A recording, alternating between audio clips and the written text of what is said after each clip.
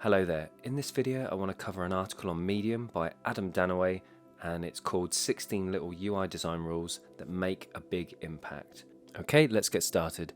So we're going to go through each point of this article. I would encourage you to go and read the full article, but I'm just going to summarize and run through each of the 16 points.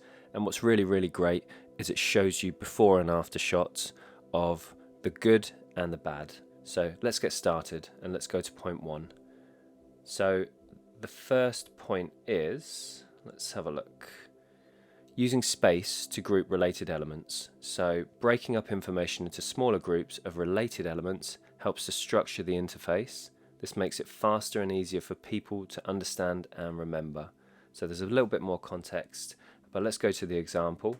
So it says, in the example, the lack of space between the content makes the design look cluttered and difficult to understand.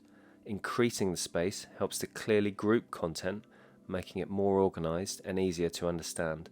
And as you see in the example shot below on the left, very tight spacing feels very condensed, and on the right, where he's corrected that spacing, gives it a little bit more breathing room.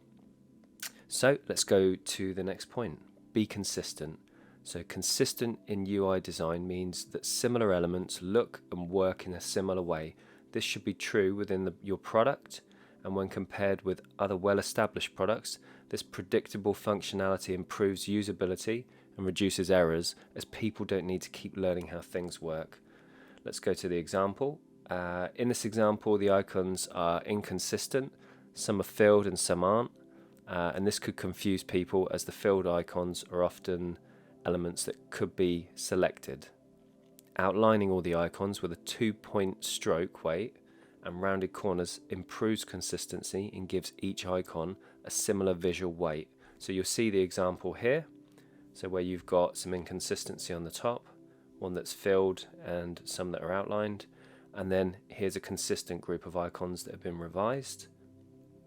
And then going down to the example itself, I'll just highlight that he's added here text labels are also added to the icons to help ensure people can understand what they mean, especially for people using screen readers. Let's see the example. On the left we've got some inconsistent icons, and on the right we've now revised those. They now look more consistent, which is the main thing. Let's go to the next one. Ensure similar looking elements function similarly. If elements look similar, people will expect them to work in a similar way. So let's try to ensure consistent visual treatment for elements with the same functionality. Conversely, try to ensure that elements with different functionality look different. In the example, the icon containers have similar visual look to the Book Now button. So if I scroll down, these look very similar, so people could assume they behave the same.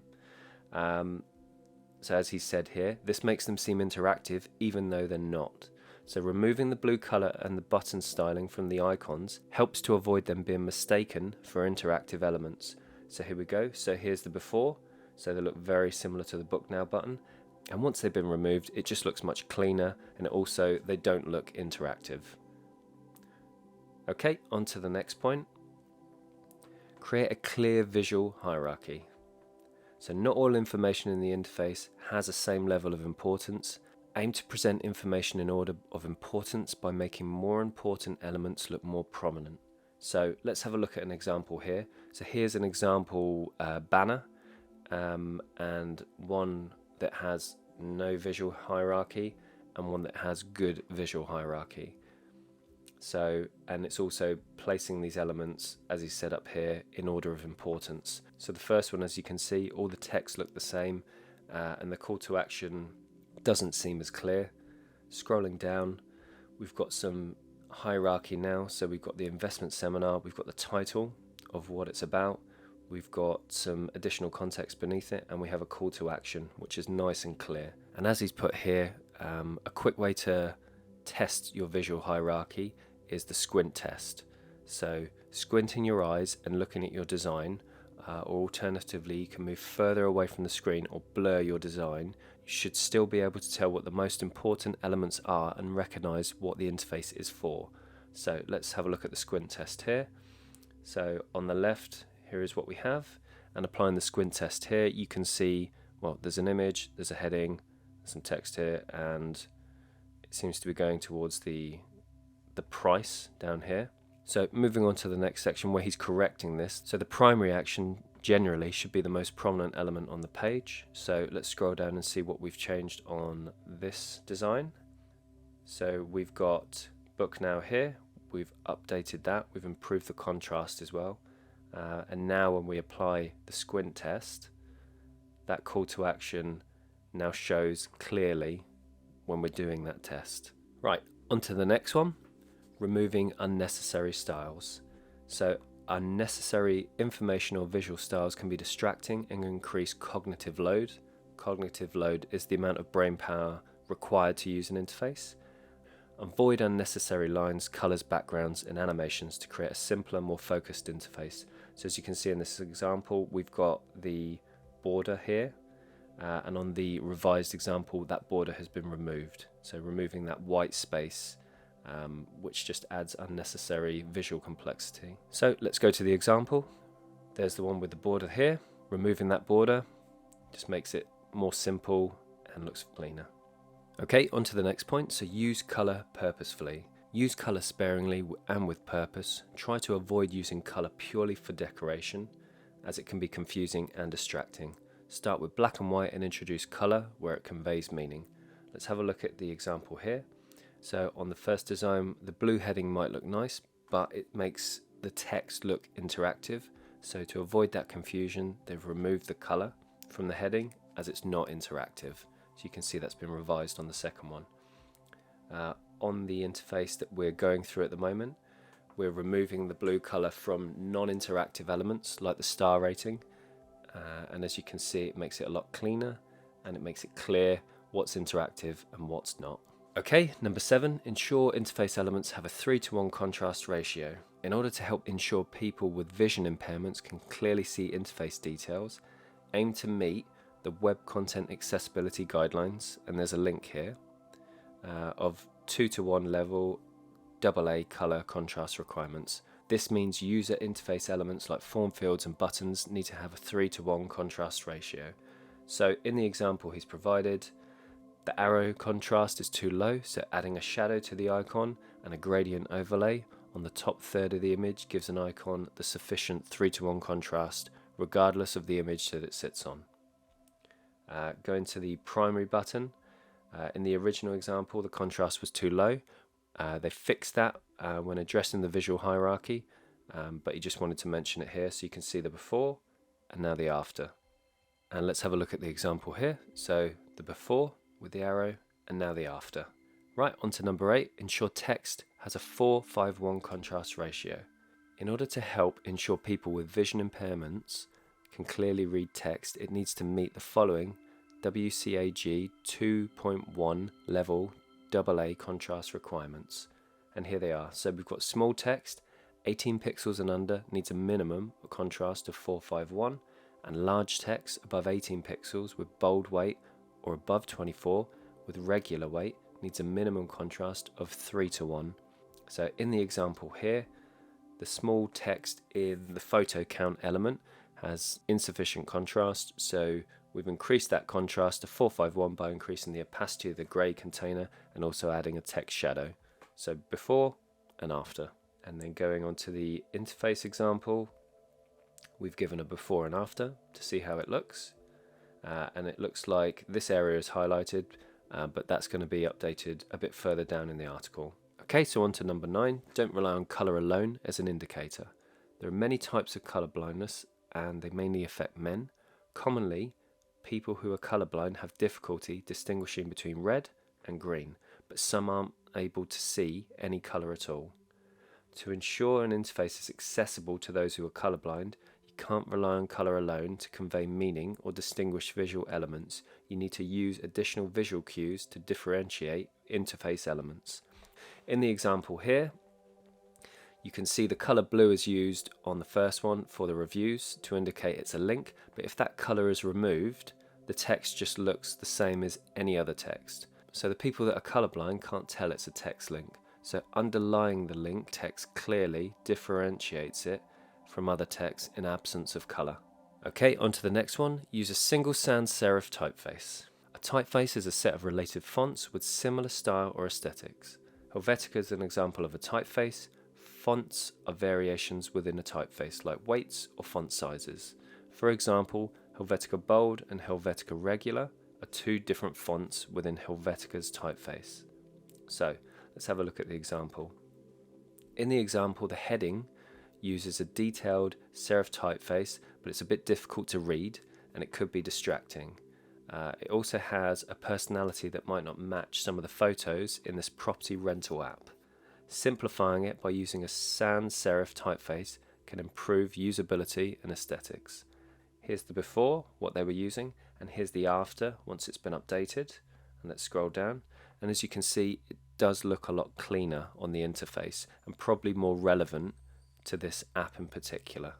Okay, on to the next one, number 11. Use a typeface with taller lowercase letters.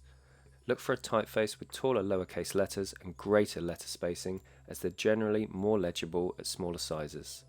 The height of lowercase letters in a typeface is known as the X height, and you can see that displayed here. Our example uses the Gill Sans typeface, which has a relatively low X height. Changing this typeface to one with a larger X height, like Lato, helps improve the readability, and you can see that here. Okay, and this is the example here of the update. So before and after. Okay, now on to number 12. Limit the use of uppercase. Unless you're shouting at people, there aren't many valid reasons to use uppercase. It's loud and difficult to read. Let's scroll down here to the example. In our example, the location text uses uppercase. Changing it to sentence case, where only the first word and the proper nouns, so names of people, places or things, are capitalized, helps to improve readability. And there's the example below. Okay, and here's the example of that on the interface. On to number 13. Use regular and bold font weights only. Just because there are a lot of font weights available in typeface doesn't mean you need to use them all in your design. Using lots of different font weights can add noise and clutter your interface. It also makes it more difficult to use each font weight consistently. Keep your design simple and concise by using regular and bold font weights only. Okay, there's some more tips in here, but I'm going to go straight to the example. So in the example, the location text uses a light font weight. Even though we've increased the contrast above the required 4:5:1 contrast ratio, the thin characters could still be difficult for some people to read. So increasing that font weight will help improve readability and simplify the design. So let's scroll down to the example. There's the before and there's the after. So as you can see, better contrast, easier to read. On to 14. Avoid pure black text. For UI design, it's generally safest to avoid pure black as it's very high contrast against white. This high contrast can cause eye strain and fatigue when reading. So let's go down to the example. In the example, pure black is used on multiple elements, and changing it to a dark grey helps improve the readability. So let's scroll down to the example and have a look. So here's the before and there's the after. So much better. Okay, on to 15. Left aligned text. So English is read from left to right, downwards in an F-shaped pattern. And if you don't know what the F-shaped pattern is, I suggest Googling F-shaped pattern, and you'll probably come across some different heat maps and information on that point. So it's best to keep the text aligned for optimal reading. For long body text, it's safest to avoid center aligned or justified text. It's more difficult to read, especially with those with cognitive disabilities. Let's see the example below. Okay, so in the example we've got center aligned here, which we don't want to do, and now left aligned, which looks much cleaner. And scrolling down to the example, you can see the adjustments made, so it looks cleaner and easier to read. Okay, so on to the last point. Use at least 1.5 line height for body text. So line height is a vertical distance between two lines of text. The space between the lines helps prevent people from rereading the same line of text. It also looks and feels more comfortable to read. In the example here, you can see the line height is only 1, so 100% on the first one, and increasing it to 1.6, 160% helps improve the readability. So here's the before, quite tight, and here's the after, a bit more space, easier to read. And that's it. So here's the end result here. So lots of different problems that were fixed in this interface. Here's the before, and here's the final result. This is a really great article. I would encourage you to read through the whole thing. I'm going to scroll back to the top. So the article is called 16 Little UI Design Rules That Can Make a Big Impact, and that's by Adam Danaway, and that's published on UX Planet on the website Medium. Okay, thanks for getting to the end of this video. Like and subscribe, add some comments, and I will see you in the next video.